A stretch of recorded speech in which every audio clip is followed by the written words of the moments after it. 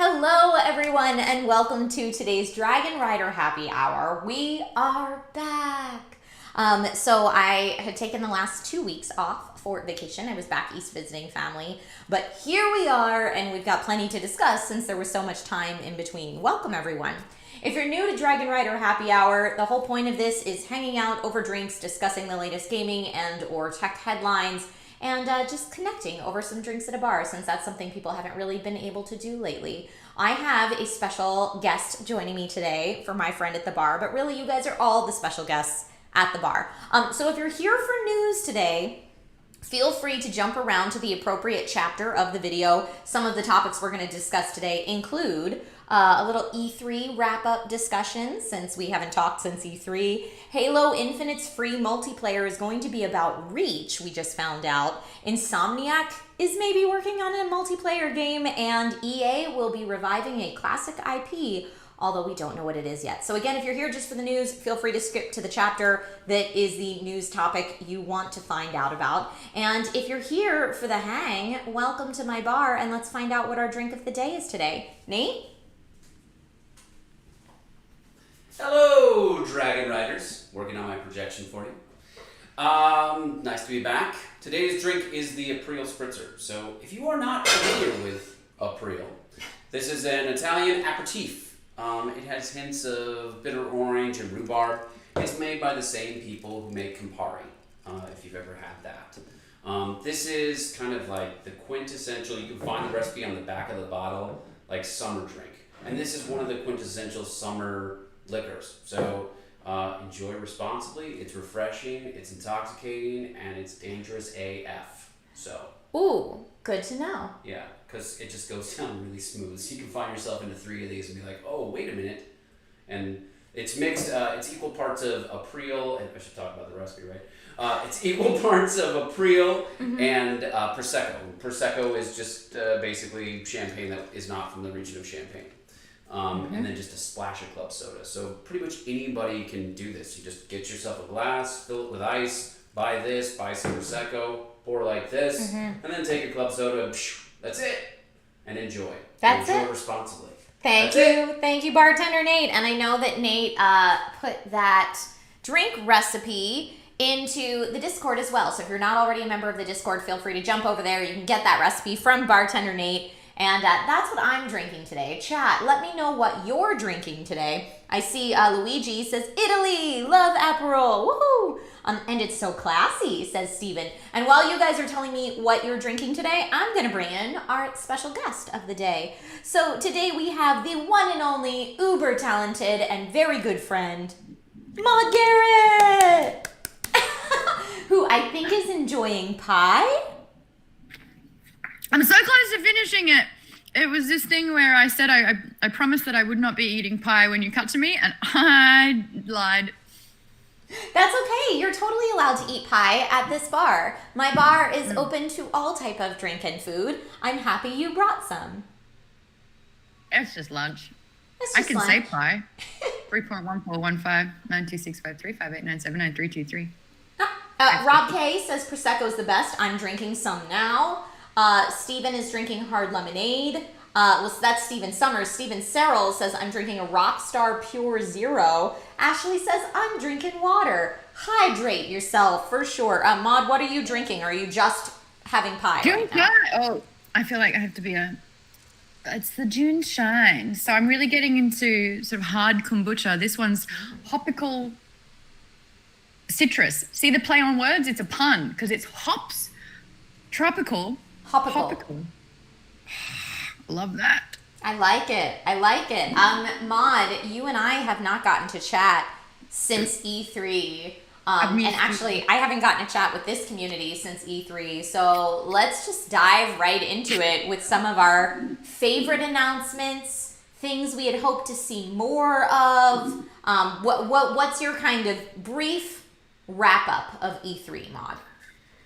Xbox had the best show. Ooh. Nintendo gave us a little bit of what we wanted, but not enough. Okay. And the rest of it coasted, and I didn't lose sleep over anything. Okay. I feel like that's very fair and probably how a lot of us feel. What was it But about the Redfall. Xbox Bethesda showcase that did it for you? Oh man, Redfall. Is that the game? The last one that they had where it was Yeah. kind of like Borderlands meets Dresden Files? And I'm just like, what? It looked super cool, but I wish we had seen gameplay. And you know what? I actually tweeted that. I said, this looks really good, but I gotta say it, is this just cinematic? Because we have been burnt time and time again with the trailer being baller and then the game letting us down. We shall see. We shall see what happens. But I'm with you. I thought Redfall looked cool. I don't know that I would have given the whole show to Xbox Bethesda.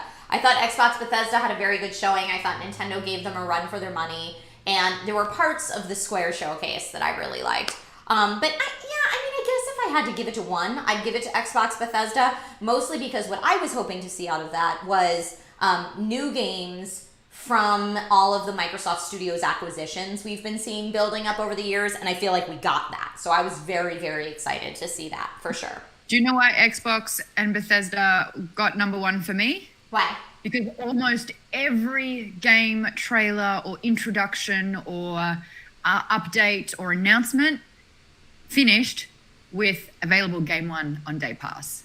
And that to me was just beautiful.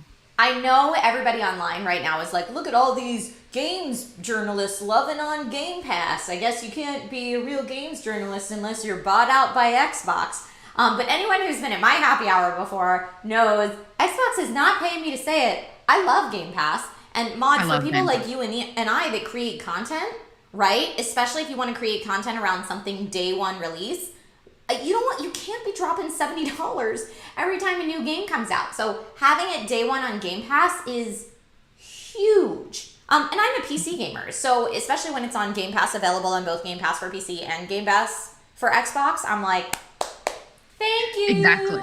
And that's the thing, like I am streaming now, and before I would majority play on my Xbox, I have a PlayStation as well, but excuse me, that's my pie.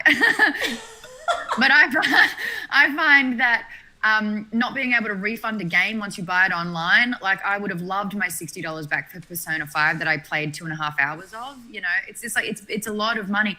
But like the worst part about Xbox Game Pass is discovering every single month how many games that you just dropped full price for. Like Nintendo will never do a sale, and I loved Octopath Traveler, but if I'd waited 3 months and could play it for free on my PC and Xbox, I would have done that. So it's like, it's just leading accessibility, where I can play it, how I can play it, and for such a reasonable, I mean, it sounds like an ad, but like it speaks for itself in that way. And I want to be able to play more PlayStation. I've never liked the interface as much. The PlayStation UI is a bit tricky to get used to if you're not used to it, for sure. And I think PS5 gave us some improvements, but still, I'm 80% PC gaming. So let's check in with chat. Christopher Hagen says, I like that many games are coming out on Game Pass and crossplay on PC for Ultimate, since I can't get a Series X. Yeah, shout it out to the PC gamers for sure. Jimmy Sprinkles says, clearly the coolest thing at the Xbox Bethesda showcase was the fridge. I see what you did there with coolest. I will probably not be buying that fridge. What was the price point of it? It was a lot, right? Did you see that, I Maude? didn't even check that. I thought it was tongue-in-cheek because everyone joked that the Xbox looked like a fridge. And so they're like, you know what? You're right. Here's a fridge. It looks exactly like our Xbox. So there was and I like a little "Huh, social media competition in between that. And we talked about it on Happy Hour one week. I think it was between like Xbox and Taco Bell. And Xbox was like, yo, everyone out there in the Twitterverse, if we win this social media competition, we will actually make the Xbox Series X fridge. And they did win. And so we got the reveal at E3 of here it is, which I thought was kind of fun. It was too much for a fridge, says Steven Summers. That's what I thought too, albeit a novelty fridge. So, I mean, when it comes to E3, I thought some of the best games that were announced, some of my favorite showings were Breath of the Wild 2. I mean, we didn't get to see any gameplay, but we at least saw something new from it. It confirmed that there would be aerial action in the game taking place in the skies, and we have a super vague release window of 2022. But it's something. And he can go through rock matter. So it appears. Yeah, It was I'm underneath. anxious to see more of this in action. Yes. It's funny that they couldn't even tell us the name because it would give away too much. Okay. But it has prompted me to completely wipe my Breath of the Wild file to start playing again. And I got a capture card so that I can play streaming. Dun, dun, dun, dun. Very exciting. And also then, Maude, will you be streaming Metroid Dread? Nah, probably not. That one looked like it was okay. I was never really a Metroid gal. I played Metroid in Smash Brothers. That's kind of it. But for me, I'm not great with side scrollers. I'd prefer sort of like more of a platform or a first person for Metroid. I did love the graphics. I thought it looked really cool, but it had a very Portal feel about it. Yeah, it did look super cool. It is a new 2D Metroid game for those of you who missed the announcement, and it's the first in the Metroid series in 20 years. So Metroid fans rejoice. It's coming soon. It's coming October 8th of this year. And so a lot of people were speculating like that the graphics actually looked too good to be running on a regular Switch, and that maybe the Switch Pro or whatever it is will have to release then before October. That's all rumors. But anyway, I would put Metroid Prime in one of my favorite showings from E3 this year. There was also an Avatar game announced for this year. Avatar the movie. Trying to make Avatar work, Gretchen. It's never gonna work. So we know that the Avatar game, which has been, rumored for a while, we know it's actually a thing that's happening now, to be released in 2022 and most likely on next-gen consoles only because they're putting a heavy emphasis on the graphical performance. I don't know how many people are excited about this, but it was definitely something I wasn't expecting. So I put it on there for the surprise factor. A lot of what we were shown at E3 this year we knew was coming, I felt like. So surprise factor. Oh, wait, Avatar as in The Last Airbender or Avatar as in... Yeah, that's what I thought. Yeah, stop trying to make that work. Avatar as in Dances with Wolves in Space. It's been 12 years. It came out in 2009. Like, hype doesn't last 10 years. Yeah, James Cameron. So J-Man says James Cameron or Airbender? James Cameron, Avatar. But people love Avatar. I think it might be industry that loves Avatar. Like Disney was trying to make a whole park around it. People are still like on that James Cameron Avatar train. And like, it was a good movie, but I feel like its time has passed. Maybe this game will come, and I think the game's coming like just in time for a new TV show or something. So maybe we'll see the hype ramp back up. I don't know. Also, people got excited. We saw more of Far Cry 6, which we know is coming October 7th of this year, which is exciting. It looks very frightening. I like it. I like having the individual, it's like a heist. Each particular person has their own unique role. And then some crazy nut decided to weaponize a rooster.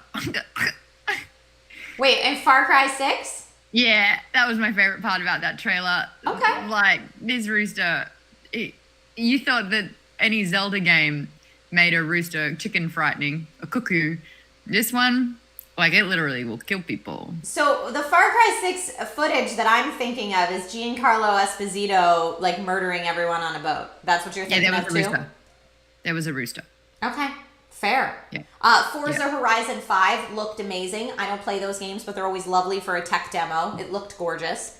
Elden Ring, this was technically Summer Games Fest, but we found out that Elden Ring will have mounted combat. It's open world. It's going to have stealth combat. I probably won't stream a lot of this because these games are too hard for me to enjoy. But for those of you who love From Software's games, I like George R.R. Martin's writing, so I will probably watch people play this more than I'll play it myself. But it's coming January 2022. Maude, will you be playing Elden Ring, do you think? Probably. Nice. Give it a go. I was excited for, like, Dark Alliance because it's these things where it's like fantasy that we've grown up reading and love and are invested in the characters and the storytelling. It's being brought to life through a video game. Problem is, apparently Dark Alliance is a bit of a puddle of trash. Yeah. And I don't want the same for this one. Quick shout out to Advance Wars 1 and 2 Reboot Camp. I know the Advance Wars fans in my chat when I was co-streaming were super excited about that announcement. Square Enix, my favorite part of their show is the Guardians of the Galaxy game. I love that it's single player and story driven. It did feel a bit uncanny valley, much like Marvel's Avengers that Square has come out with, because it's not the Marvel Cinematic Universe faces we're used to seeing. But the writing I thought was really well done, and I laughed out loud a few times. So I am in it for the single player, story driven, funny story. I don't want to be Star-Lord. Let me play as Gamora. Let me play as Rocket Raccoon. Let me play as Groot. So I'm with you on that. The only thing I thought that made sense from a narrative standpoint to have us play as Star-Lord is that we are Earthlings. Star-Lord is the only Earthling. So when it came to things like how do you double jump? Oh, you have to have rockets on your shoes to do that. From the standpoint of like immersing yourself in the mechanics of the character, I can see us being Star-Lord. But that was the one justification I had for it. Shade EX, thank you so much for the super chat. Says, heads up to everyone, EA is delisting Ultima Underworld and Syndicate games on GOG and other stores by Monday. So buy them now or it will be too late. Thank you for letting us know that. Appreciate that heads up. You're awesome sauce for sharing. Michael Lalonde says, which system do you currently own, Trisha? I'm very lucky, and I was sent both an Xbox Series X and a PS5 to review. So I do have those reviews on this YouTube channel if you want to check them out. But I have both as well as my gaming PC. So I'm able to test stuff out on all platforms. And when it is on Game Pass and I can play it on both, I will usually try to do some type of comparison so that people can see how the game runs on multiple systems, if that's possible. Halo Infinite at E3 announced that their multiplayer would be free, which I think is a very smart move on their part and got a lot of people excited. Mario and Rabbids 2 is coming 2022. Rainbow Six Extraction will be a 1 to 3 player co-op version with aliens. So, you know, for the Rainbow Six Tactics fans out there that wanted something a little different, that's a thing. And Starfield coming November 11th, 2022. So it's a ways out yet.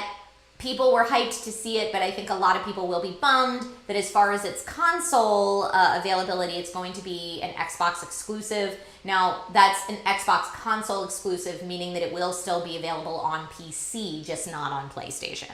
So when Microsoft acquired Bethesda, that was something a lot of people were worried about. Now we know for sure. And then noticeable no-shows. Maude, was there anything you were looking to see that didn't happen that you can think of? Ooh. I mean, I had my eye on the prize for Breath of the Wild too. I got a little cheeky bit of that. Some people are bummed about no Bayonetta news. Other people are upset that there was... What else was there that people wanted to see? So here's the list that I had. Fable 4 is a big one.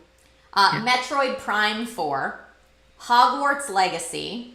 Avowed, which is Obsidian's Skyrim-esque first-person RPG, Skull and Bones, God of War Ragnarok, Elder Scrolls 6, Beyond Good and Evil 2. We got Elder Scrolls, didn't we? What? Didn't we? No, they just rehashed that they had Elder Scrolls. Yeah, people were hoping for Elder Scrolls 6 to make an appearance, and it didn't happen. Beyond Good and Evil 2, Sims 5, which I think they might, if they are doing one, I think they'll reveal at EA Play. Final Fantasy 16, Maude, as you mentioned, Bayonetta, and Forspoken, which was that really cool looking narrative driven RPG. So those were the ones that were on my list of like, so bummed it didn't make it. But this was a very hard year for the games industry between having to adjust to working remotely, hardware shortages. So, you know, as to be expected, this was not the banger of E3 that everyone was hoping it would be. But we get it. So, question to the audience, throw out your favorite part of E3, or if there was something you were looking to see that didn't quite hit for you, let us know as well. Chloe says, a new Switch console, but no news. So sad. Yeah. I've got a thing to talk about with that, because it's like the PlayStation 4 and Xbox One came out 2014, didn't it? Around then. The Switch didn't come out until 2017. I just don't think we need a new Switch already. I don't know that we do either. I think the new Switch hype is the push to 4K.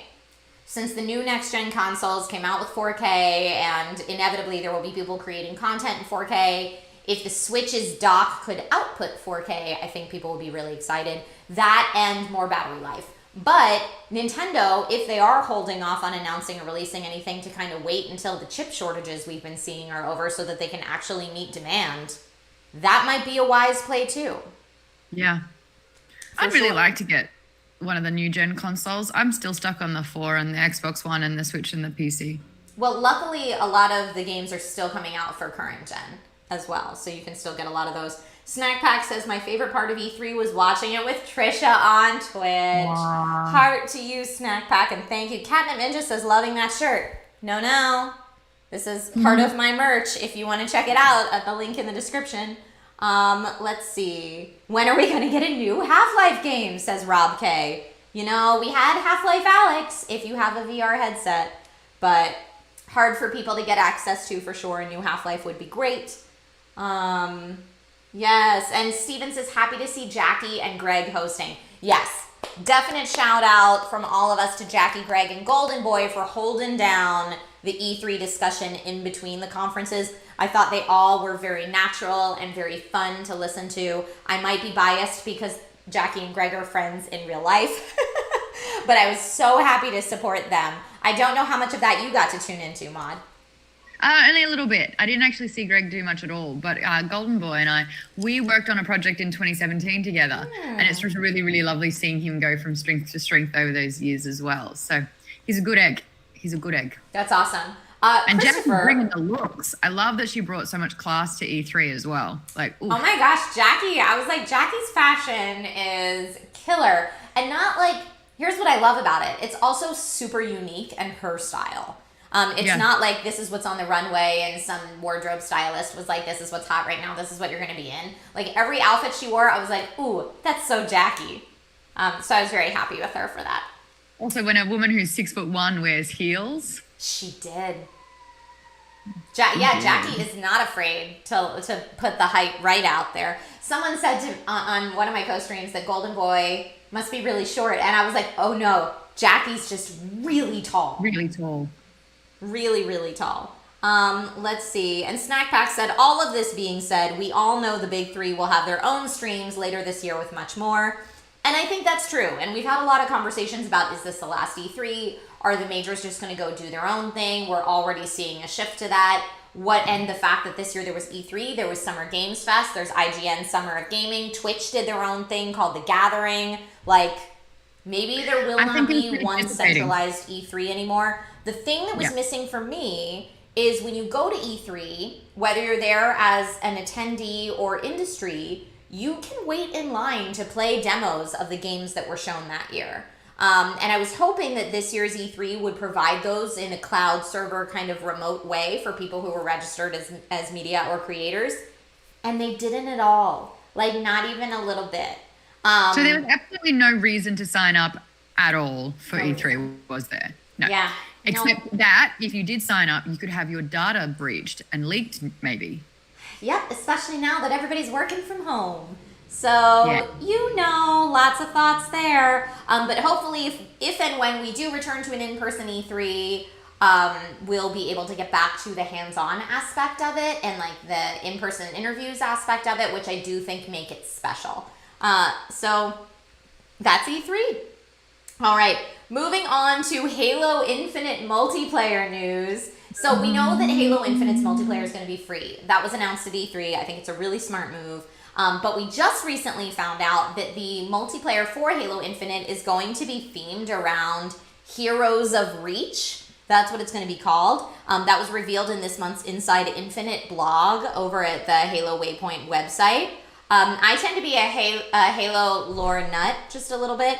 And so this is all around Halo Reach. And so Halo Reach came out in 2010, and it told the story of the fall of the planet known as Reach through the eyes of a group of legendary super soldiers called the Noble Team.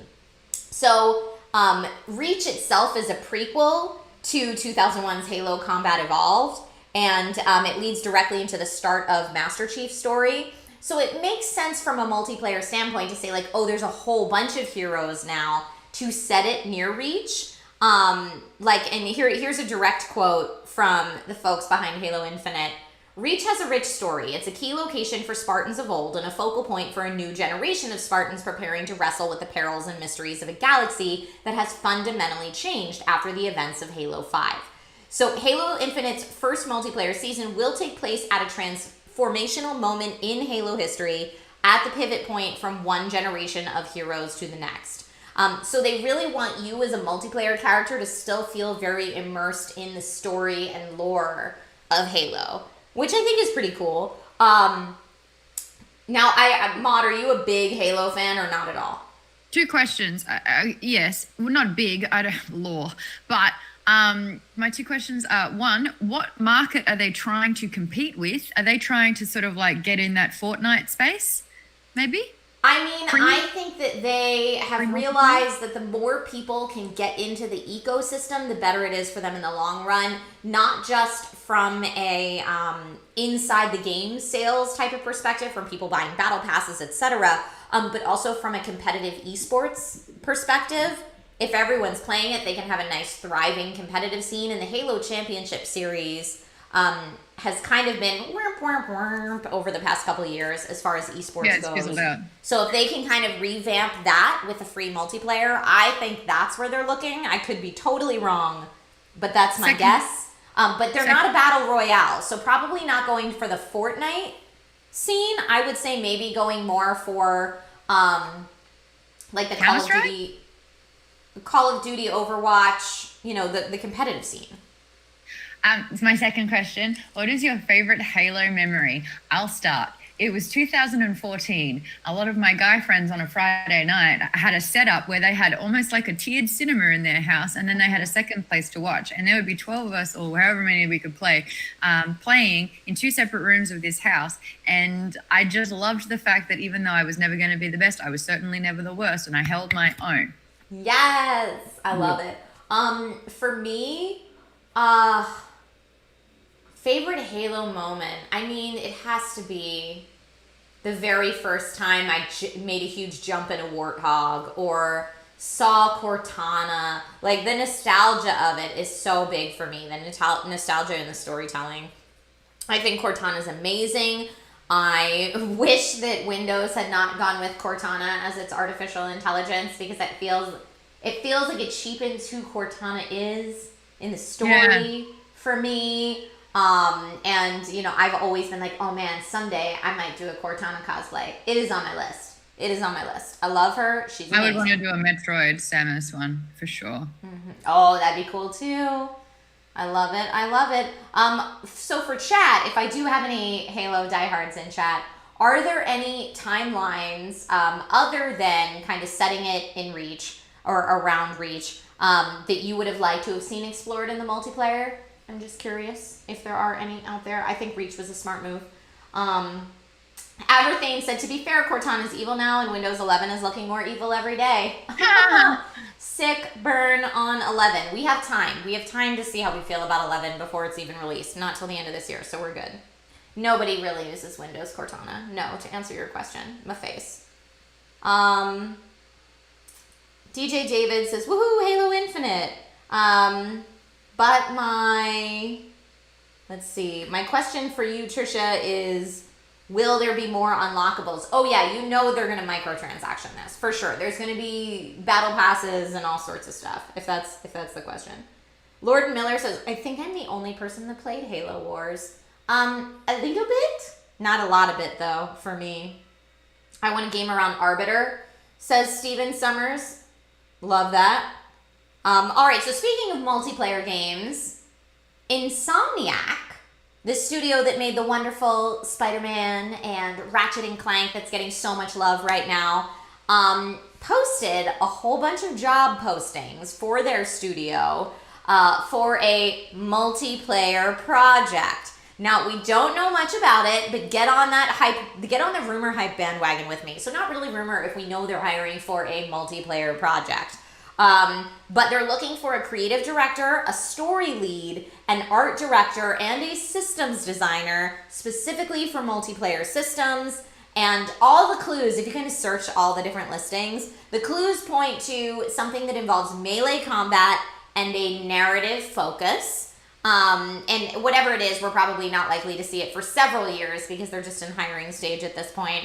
But very interesting. I mean, so far the games Insomniac has given us have been single player story driven. So for them to come out with a multiplayer project is very fascinating to me. Maude, do you have any guesses what this could potentially be?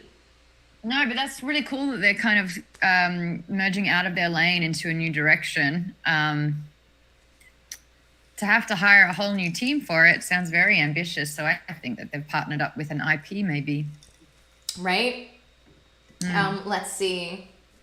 I see Ridian Morgan, and I don't know if you're referencing the Insomniac multiplayer or something else. Says, it's codenamed the Alan Parsons Project. Is that true? I don't know. I don't know if that's true. But let us know if it is. Christopher Hagen says, I guess I'm getting old, but all the multiplayer-centric games are becoming a turnoff to me, given that single-player campaigns and, let's see, give me that single-player campaign with add-ons. I am also single-player story-driven, which is why I really like the Guardians of the Galaxy showcase from Square Enix at E3. Maude, do you prefer multiplayer or single-player in general?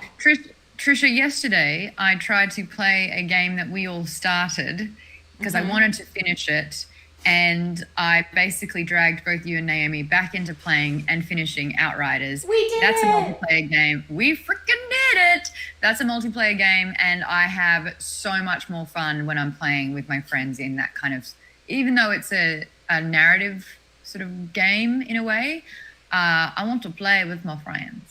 I get that, and I have a great time when I do squad up with friends. I think I'm just so ingrained in the, like, gaming is my me time where I turn everything off and just escape into a thing with tunnel vision. Steven Summers says, what if their next game is multiplayer Spider-Verse game? Everyone make their own Spider-Person.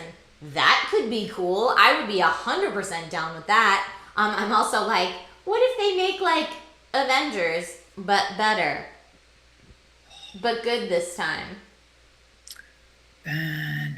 I know, don't throw shade at Marvel's Avengers. There's people who love it. It just wasn't for me so far. But I didn't play it. yeah, a Spider-Verse game would be really, really awesome. For sure. I like that I could idea. play as like Spider-Gwen or, you know, as well as Miles, as well as the multiverse Spideys could be fun. Spider-Ham. Dragon King says, Outriders is co-op, not multiplayer. It is, it's just, multiplayer doesn't need to be competitive. Multiplayer, I feel like, encompasses both co-op and competitive, but that is an important distinction to draw for sure. It's online co-op, so a lot of people would consider that multiplayer, but yes. What if they made Cyberpunk better, says Dragon King. I don't think CD Projekt Red is letting anyone else work on Cyberpunk. Not even a little. All right, again, this is kind of in the rumor mill, but we have good reason to believe it to be true. EA may be releasing a new game based on classic IP.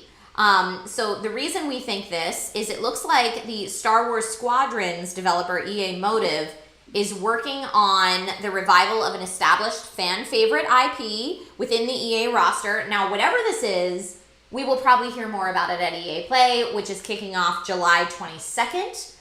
So coming up, could be potentially a revisit to Dead Space, maybe, which would see EA revive the series for the first time since 2013. What was that, Maude? I feel like Dead Space is a classic game. You don't think that's, you wouldn't count that as a classic? I mean, the Dead Space 2 came out in 2012. All right, yeah, 2012 or 2013. But how old is the first Dead Space? I don't know. Now, but this is a reason why I'm like maybe not Dead Space. Motive's GM Patrick Klaus said, and I researched this all the way back in October of 2020, said that Motive is aiming to develop titles that empower players to create, experiment, live, and share their own unique stories. And with that mission, they're trying a lot of things and testing many new ideas. And trying to, find something completely different and great, which doesn't necessarily sound very Dead Spacey to me. I could be wrong. But they said they're striving to make aspirational games that push the boundaries of what players expect now and into the future. So again, I'm like, I wouldn't necessarily say like the Dead Space series is like aspirational games necessarily. But Maude, is there anything you are in particular hoping to see out of EA Play this year? Are there any EA franchises that you love and can't wait to see more from? Dude, I'm trying to download Command and Conquer. Is that for EA? I think it is. It keeps taking me to like EA Play or something. Is that? That's what I'm trying to download at the moment. My computer is a POS. Well, are you getting it through Game Pass, first of all? Through Game Pass. Okay, because I was going to say EA Play is now folded into Game Pass, so keep that in mind. Yes. So good. So I'm trying to download it through Game Pass via EA Play. And I'm trying to get that and The Sims, and it's just not. I'm sorry. I actually don't know that I have used my PC. Are EA Play games I thought were originally only on Xbox via Game Pass, but that might have changed. I think that changed, and I think It's going up on my PC. Oh, Jimmy Sprinkle says Red Alert. Steven Summers says, I think it is. I loved Red Alert 3. Tim Curry was fantastic. Red Alert is Command and Conquer. There's also some KOTOR love going on right now, which could be really good. I have 1 and 2 on my PC.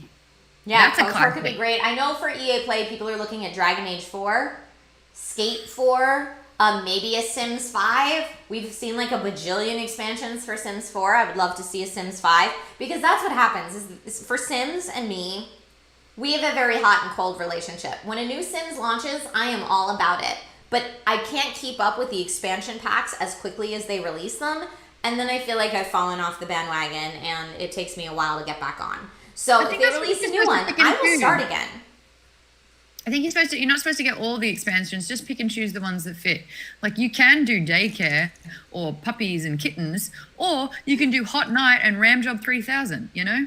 The hot date pack from OG Sims. I believe that was, and I've been getting my numbers like a year off. Thank you, Catnip Ninja, because Dead Space was 2011, because that's the year I did radio. And I'm pretty sure Hot Date, I was in year 11 in high school, 2002. Yup. I was either late high school or early college, so that tracks. I would love a KOTOR 3, and EA would be stupid to do so many Star Wars games at the rate and at the microtransaction stipulations that they have been when they're sitting on a gold mine that is KOTOR 3. But didn't Star Wars just say, you know what, EA, you've slandered our name, and didn't they start taking their properties to a different gaming company? I mean, EA Play is always a little bit of whiplash for me, because I feel like it's like Sims, lots of sports. Star Wars, lots of sports. Plants vs. Zombies, lots more sports. It's in the game. Yeah. Which I love. I mean, obviously, FIFA and all of those games are super successful. Those are probably their predominant money makers. So I understand why it is what it is. It's always just very funny for me as someone who is not a sports game fanatic to get that kind of whiplash in EA's presentations. Trisha, all right. Really quickly, did you trap a man when playing Sims? What? Did you trap a man when you were playing Sims to get you pregnant and then kill him? Oh, yeah, for sure. Okay. Yeah, we did. So this is when I was doing I was building everyone from SourceFed in a house, and our neighbor, at first Lee was romancing our neighbor, and he was very rude to her. So rude. So it started out as like a revenge for Lee thing. I was going to get revenge on him. So I was going to seduce him and then play him hard. That was the plan. And then he was all about it. So then somehow it ended up that I got preggo. And then the whole house, by the way, hated him. Joe and everybody else were like, this guy is the worst. He picked fights with people in my house.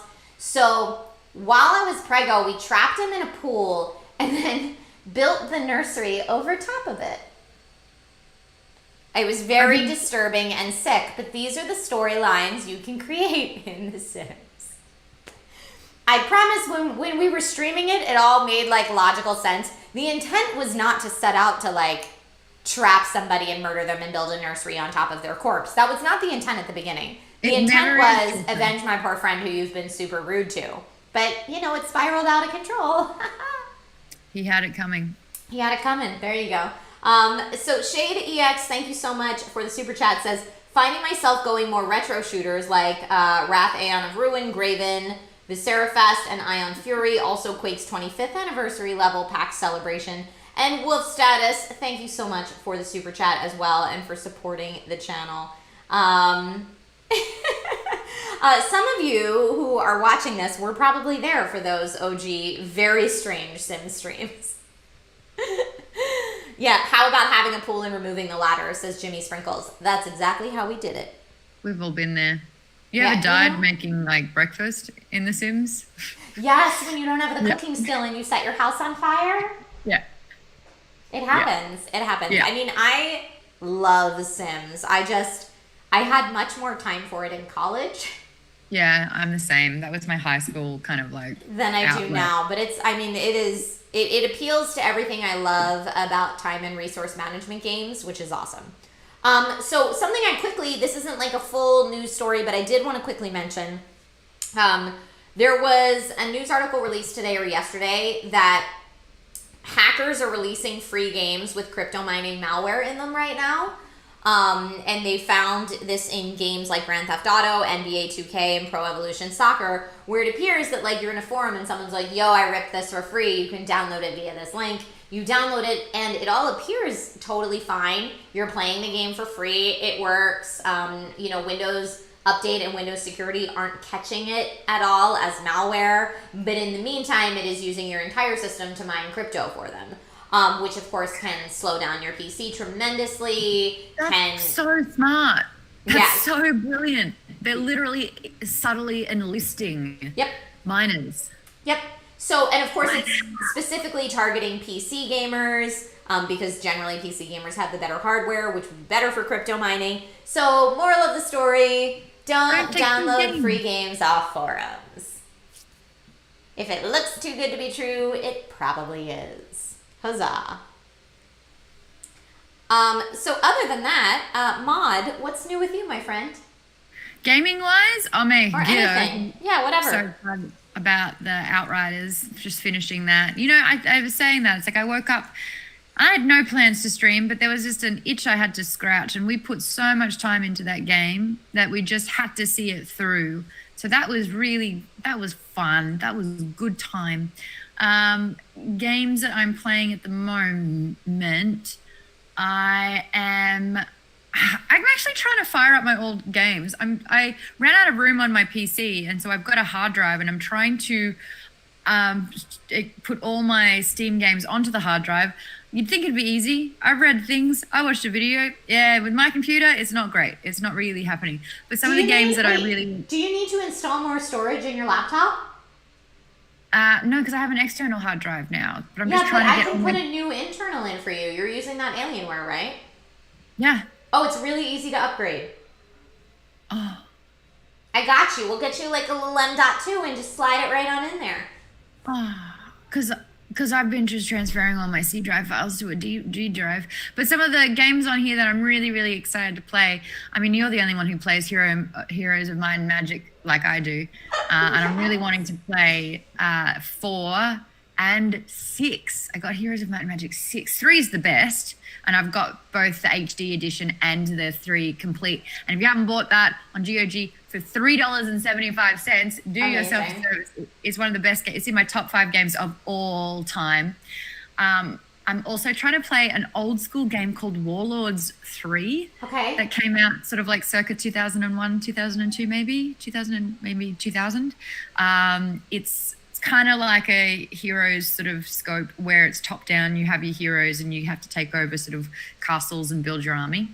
I have messed up my Elder Scrolls Online again. I cannot click it to play. No. It's just not. Yeah, Maude, so CP in my chat was like, external storage is so slow, you have to help her. I actually might have an extra M.2 I can just bring to your house. When are we going to have brunchies over this side? I know. That's true. Maybe I'll come to you. I'll come to you this time. Oh. But yes, anyway, please. Maude and I will make plans to hang out offline. Yeah, sorry. We'll do that off the stream. But in the meantime, Maude and I are going to jump off this so that we can go film Power Down. Maude, do you want to tell everybody what Power Down is?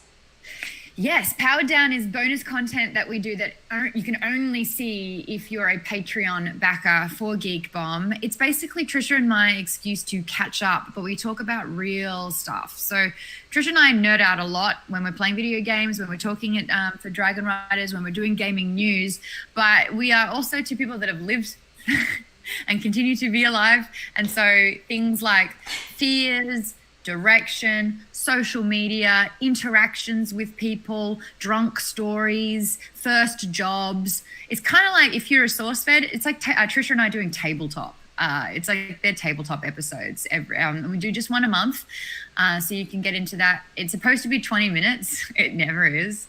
But I want to also recognize that super chat from Wolf Status, because he's saying that I'm the Zelda. No, my friend. This is Zelda. This is my real life Zelda. And so she just wanted to say hi. So I just thought I would acknowledge them. But if you do want to support Geek Bomb, it literally is like supporting a small business. The money goes directly to back into the site, buying equipment and paying my writers and community managers and fun things like that. So I really do appreciate everyone who does support. Oh, she's shy. Yes, and I have Maude's handle in the description right now if you don't already follow Maude. I think most of you who are here today probably already do, but in case you're stumbling across this video and have not met Maude before, Maude Garrett is an amazing multi-hyphenate host, producer, creator, streamer.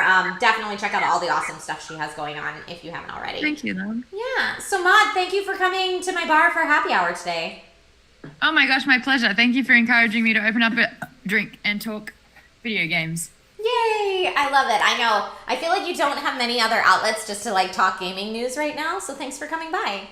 Oh, my pleasure. Yeah. See you, Dragonriders. Okay, so everybody out there, thank you so much for watching. I hope that this was a fun way to kick off your weekend. Have a wonderful, safe, and healthy weekend as far as the next time that I will be live. I do have videos to post, like pre-recorded videos, not streams, to post on this YouTube channel. I know I keep teasing that and then they keep not happening, but I promise they will happen soon. I just reviewed a cut of something this morning that I'm really happy with, so I'm looking forward to putting that up for you. And then my Sunday stream on Twitch will not be happening at its normal time because tonight I board a plane to Minneapolis to film a quick thing with IGN, which will be really fun. But I will be flying back to LA Sunday when I would normally be Sunday streaming. So if I cannot fit in an IRL stream from Minnesota tomorrow, then I will see you on Tuesday for the Gong Show. All right, everybody, thank you so much for watching. Again, Maude, thank you so much for being here. You are a total rock star, and we'll see you guys soon. Have a great rest of your day. Bye. Bye.